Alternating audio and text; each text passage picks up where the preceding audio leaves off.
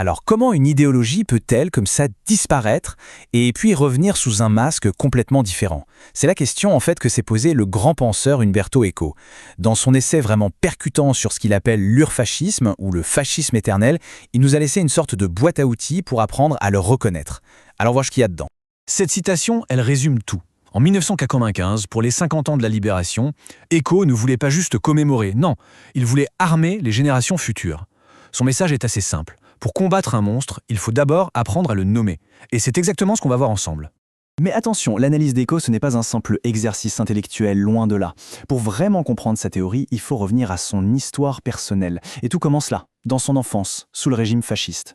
Il faut s'imaginer grandir sous la botte de Mussolini. Et puis, d'un coup, la libération. Ce choc, ce contraste absolument brutal a forgé la pensée d'Eco pour toujours. Pour lui, ce n'était pas un sujet d'étude comme un autre, c'était un avertissement gravé dans sa mémoire.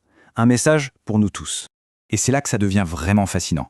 En essayant de définir le fascisme qu'il avait connu, Eco a fait une découverte assez surprenante. Le fascisme italien originel, ce n'était pas un bloc solide et cohérent, c'était autre chose.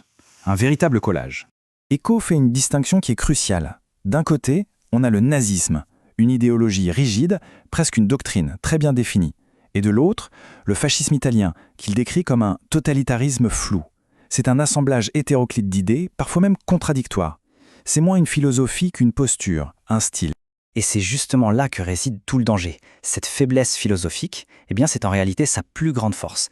Comme il n'a pas de doctrine rigide, le fascisme est un peu comme un virus. Il peut muter, il peut s'adapter et donc revenir sous des formes complètement nouvelles. Alors la question c'est comment on combat un ennemi qui change de visage tout le temps? Heureusement, Eco ne nous laisse pas sans réponse. Il a développé une méthode, une sorte de scanner pour détecter ce qu'il a baptisé l'urfascisme. Voilà, donc la question centrale, si on ne peut pas s'attendre à revoir les chemises noires de Mussolini, quels sont les indices, quels sont les symptômes qui devraient nous alerter? Et voici sa réponse, l'urfascisme. Mais attention, il faut oublier l'idée d'une checklist. Il ne s'agit pas de cocher toutes les cases. Il faut plutôt imaginer une constellation. Même si on ne voit que quelques étoiles, on peut quand même reconnaître la forme générale. C'est ça ce qu'il appelle la nébuleuse fasciste. Alors concrètement, quels sont les outils dans cette fameuse boîte? Eco a identifié 14 caractéristiques, 14 signes récurrents. Regardons ça de plus près. Donc Eco a identifié 14 points clés. Pour y voir un peu plus clair, on va les regrouper en 3 grandes familles de symptômes, si on peut dire. Première famille, le culte de l'irrationalisme. L'urfascisme déteste la pensée critique. Il préfère le mythe à la raison, une sorte de tradition inventée où la vérité serait déjà connue, ancienne, immuable. Il rejette le progrès, il valorise l'action pour l'action et il considère que tout désaccord est une trahison. Penser, c'est déjà désobéir. Deuxième grande famille de signes, la mentalité du « nous contre eux ». Pour exister, l'urfascisme a besoin d'ennemis. Il se nourrit de la peur de l'autre, du racisme. Il va séduire les classes moyennes frustrées en leur offrant un bouc émissaire, en agitant l'obsession du complot. Et l'ennemi, il est toujours décrit de manière paradoxale. Il est à la fois faible et méprisable, mais aussi surpuissant et menaçant.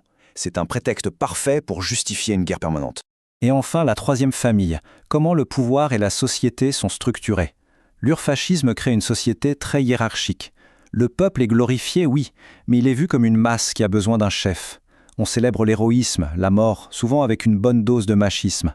L'individu, lui, n'existe plus. Seul compte ce qu'on appelle la volonté du peuple, qui est bien sûr incarnée par le leader. Et pour s'assurer que personne ne pense trop, on appauvrit la langue, c'est la fameuse novlangue. Mais cette boîte à outils, ce n'est pas juste une analyse historique, c'est un legs, c'est une responsabilité.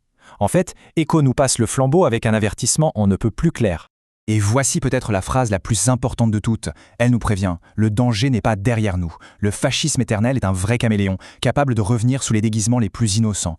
Notre devoir, c'est de le reconnaître, de le démasquer où qu'il soit. Eco nous laisse donc avec cette question qui est aussi la nôtre aujourd'hui.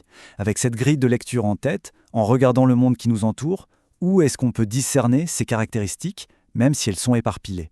La réflexion, en tout cas, ne fait que commencer. Merci de l'attention.